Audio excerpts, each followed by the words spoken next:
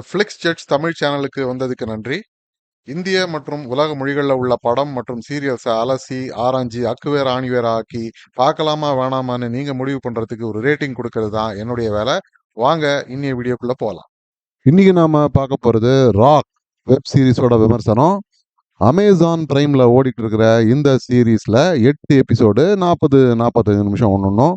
தமிழ் டப்பிங்லயே இருக்கிற இந்த சீரீஸ் 1970களில் ரொம்பவே பரபரப்பா பேசப்பட்ட பில்லா ரங்கா கிட்னாப் அண்ட் மர்டர் கேஸை வச்சு எடுக்கப்பட்ட கதை.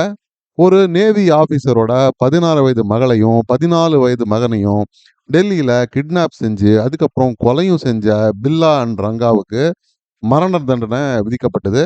இந்த சீரீஸ் எப்படி வந்திருக்கு அப்படிங்கிறத மேல பார்க்கலாம்.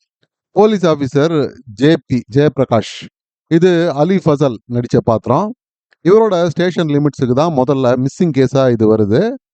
ஒரு அக்கா தம்பி சாயந்தரம் வெளியே போனவங்க வீடு திரும்பல. ரேடியோ ஸ்டேஷனுக்கு பாட போற அக்காவுக்கு தம்பிய துணைக்கு அனுப்பி வச்சிருக்காங்க அம்மா. ராத்திரி ப்ரோக்ராம் முடிஞ்ச பிறகு அப்பா போய் அவங்கள கூட்டிட்டு வரதா பிளான். ஆனா அவங்க ரேடியோ ஸ்டேஷனுக்கு போய் சேரவே இல்லை. முதல்ல பசங்களா ஒரு வேளை வீட்டை விட்டு ஓடி போயிட்டாங்களோ அப்படிங்கிற பாணியில ஆரம்பிக்கிற விசாரணை 1-2 நாள்லயே அவங்களுடைய பணம் கிடைச்ச பிறகு பூதாகாரமா மாறுது. இன்ஸ்பெக்டர் ஜேபியால இந்த மாதிரி ஹை ப்ரொஃபைலான சென்சிட்டிவான கேஸை ஹேண்டில் பண்ண முடியாது அப்படின்னு நினைக்கிற போலீஸுடைய சீனியர் ஆபீசர்ஸ் அவருக்கு பதிலாக வேற ஒருத்தரை போட நினைக்கிறாங்க.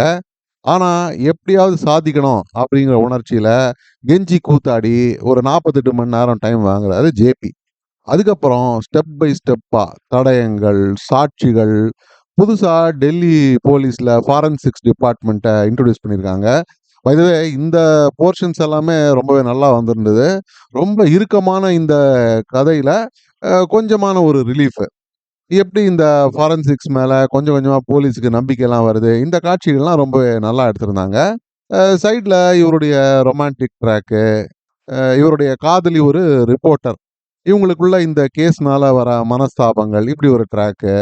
ஆனா இதுல பேரலா வர இன்னொரு மெயின் ட்ராக், அது அந்த குற்றவாளிகளோட கிரைம்ஸ், அவங்களுடைய பேக் ஸ்டோரி, ஹிஸ்டரி, ஜியாகிரபி, அந்த மெயின் சைக்கோ கொலைகாரனான பாபு மற்றும் அவனுடைய கூட்டாளியான ரஜ்ஜோ மற்றும் இவங்களோட கூட வர அந்த சைடு கேரக்டர்ஸ். திரைக்கதை இந்த ட்ராக்ல ஒரு சில நாட்கள் லேக்ல தான் போகும். அதாவது மெயின் இன்வெஸ்டிகேஷன் ட்ராக் நடக்கும், நடுவில் ஒரு 4-5 நாட்களுக்கு முன்னாடி நடந்த அந்த கிரிமினல்ஸோட ட்ராக்கையும் காட்டுவாங்க. எல்லாம் சேர்ந்து கடைசி எபிசோட்ல எப்படி பல எதிர்ப்புகளுக்கு மத்தியில நம்ம ஹீரோ ஜேபி இந்த 2 பேரையும் பிடிக்கிறாரு அப்படிங்கிறது தான் மொத்த கதையே. இந்த சீரீஸோட முதல் ஸ்ட்ரென்த் என்னன்னா, அது ரொம்பவே டைட்டான இந்த ஸ்கிரீன் பிளே தான். காட்சிகள்லாம் விறுவிறுப்பா நகரும். சில சைட் ட்ராக் முதல்ல கொஞ்சம் டிஸ்ட்ராக்டிங்காக தான் இருந்தது. உதாரணத்துக்கு இங்கேயும் நம்ம ஊர்ல வரா மாதிரி இந்த ஜாதி பாலிடிக்ஸ் எல்லாம் தேவையில்லாம புகுத்திருப்பாங்க. அது ஹீரோ தாழ்ந்த ஜாதியிலேருந்து வந்தவர் மாதிரியும், அதனால அவருக்கும் அவருடைய அப்பாவுக்கும் வெளியிலையும் டிபார்ட்மெண்ட்லையும் ஏதோ பிரச்சனைகள் அப்படிங்கிற மாதிரி தேவையில்லாத சில காட்சிகள்லாம் புகுத்தப்பட்டிருக்கு. இன்ஃபேக்ட் உண்மையான நிகழ்வுகள்ல அப்படிலாம் எதுவுமே இல்லை. இருந்தாலும் இந்த டைரக்டர் மற்றும் இந்த சேனலுடைய பொலிட்டிக்கல் அஜெண்டா படி இது மாதிரி காட்சிகள்லாம் அப்பப்போ வரும். ஆனா இதெல்லாம் மீறி கதையோட ஓட்டம் ரொம்பவே அழகா ப்ரொசீட் ஆகிற அந்த இன்வெஸ்டிகேஷனோட டீட்டெயில்ஸ், அப்புறம் பல எமோஷனலான காட்சிகள், நடுநடுவே அந்த குழந்தைகளோட அம்மா சம்மந்தப்பட்ட காட்சிகள் அப்படின்னு ரொம்பவே அமக்கலமா வந்திருக்கு இந்த சீரீஸ் அப்படின்னு தான் சொல்லணும். ஆனால் எனக்கு பர்சனலா அந்த கிரிமினல்ஸுடைய பேக் ஸ்டோரி ட்ராக்கு கொஞ்சம் சினிமேட்டிக்கா இந்த ஷாக் வேல்யூலாம் கொடுக்கணும் அப்படிங்கிறதுக்காக நிறைய படங்கள், அப்புறம் இந்த சீரியல்ஸ்லாம் சைக்கோ கில்லர்ஸ்லாம் நடந்துப்பாங்களே, அதெல்லாம் காட்டுற மாதிரி ஒரு எஃபெக்ட் கொடுக்கறதுக்காகவே போடப்பட்ட மாதிரி இருக்கு. ஆர்கானிக்காலாம் இல்லை.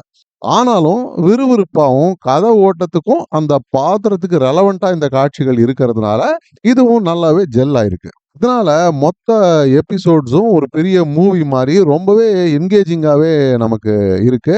இதுக்கு மிகப்பெரிய பாராட்டுகள் டைரக்டருக்கும் எடிட்டருக்கும்.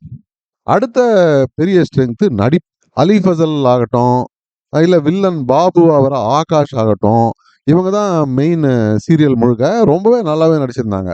அம்மா பாத்திரத்தில் வர சோனாலி பென்ட்ரே, பழங்கால இந்தி நடிகை, அவங்களும் ரொம்பவே நல்லா நடிச்சிருந்தாங்க. ஹீரோ அலி ஃபசலுக்கு பல காட்சிகள்ல இந்த எமோஷனல் சீன்ஸ்லாம் நெறைய உண்டு. அதே மாரி ஸ்டண்ட் காட்சிகள் எல்லாத்துலயுமே அவரு கலக்கியிருக்காரு. பெரிய பாராட்டுகள். ஆனாலும் கடைசி எபிசோட்ல ஒரு 10, 15 நிமிஷமே வர அந்த ஆக்சுவல் கிட்னாப்பிங் காட்சிகள்ல நெஞ்ச உலுக்குற வகையில அந்த அக்கா, தம்பி ஜோடியோட நடிப்பு, நாங்களும் இந்த பெரிய நடிகர்களுக்கு குறைச்சல் இல்ல அப்படின்னு சொல்ற மாரி இருக்கும். நிஜமாவே நம்மள நிலைகுலைய வைக்கிற அளவுக்கு அந்த காட்சிகள் இருக்கும். இந்த மாரி ஒரு கிளைமாக்ஸ் எபிசோட நான் ரீசென்ட் டைம்ஸ்ல பார்த்ததே இல்ல. இதுக்கும் மிகப்பெரிய பாராட்டுகள். மத்தபடி செட்ஸு, சினிமாட்டோகிராஃபி, பிஜிஎம், லைட்டிங்ன்னு எல்லாமே சூப்பரா இருக்கும். எஸ்பெஷலி எடிட்டிங்கும் இன்னொரு தடவ நம்ப குறிப்பிட்டு சொல்லணும். குறைன்னு பார்த்தா, நான் ஏற்கனவே சொன்ன மாரி இந்த தேவையில்லாத இந்த லிபரல் பொலிட்டிக்கல் மெசேஜிங், அதுக்கப்புறம் இந்த ஓவர் டிராமேட்டிக்கான வில்லனோட காட்சிகள் அப்படின்னு சொல்லலாம். ஆனா, இதெல்லாம் ஒரு பெரிய குறையே இல்ல. அப்ப இந்த சீரிஸ பார்க்கலாமா, வேணாமான்னா, கண்டிப்பா இந்த சீரிஸ மிஸ் பண்ணாம பாருங்க. ஆனா, இது ஒரு ஏ சர்டிஃபைடு சீரிஸ். தவிர ரொம்பவே ஹெவியான ஒரு சப்ஜெக்ட். அதனால சிறுவர்களுக்கு இது கண்டிப்பா உகந்ததில்ல. ஆனா 2026ல இதுவரைக்கும் வந்த சீரிஸ்லயே இது ஒரு பெஸ்ட் சீரிஸ் அப்படின்னு தான் சொல்லணும். அதனால கண்டிப்பா மிஸ் பண்ணாத பாருங்க. இந்த சீரிஸுக்கு நான் கொடுக்கக்கூடிய ரேட்டிங் 8 அவுட் ஆஃப் 10 ஸ்டார்ஸ். மீண்டும் ஒரு முறை இன்னொரு விமர்சனத்தோட உங்களை சந்திக்கும் வரை நன்றி, வணக்கம். இந்த வீடியோ பிடிச்சிருந்ததுன்னா லைக் பண்ணுங்க, ஷேர் பண்ணுங்க, சப்ஸ்கிரைப் பண்ணுங்க. உலகத்தரமான படம் மற்றும் சீரியல்களை நீங்க பார்க்கணுங்கிறதுக்காக பல சினிமா சீரியல்களை பார்த்து அதிலேருந்து சரியானதை மட்டும் அடையாளம் காட்டுறது தான் இந்த சேனலோட குறிக்கோள். நன்றி.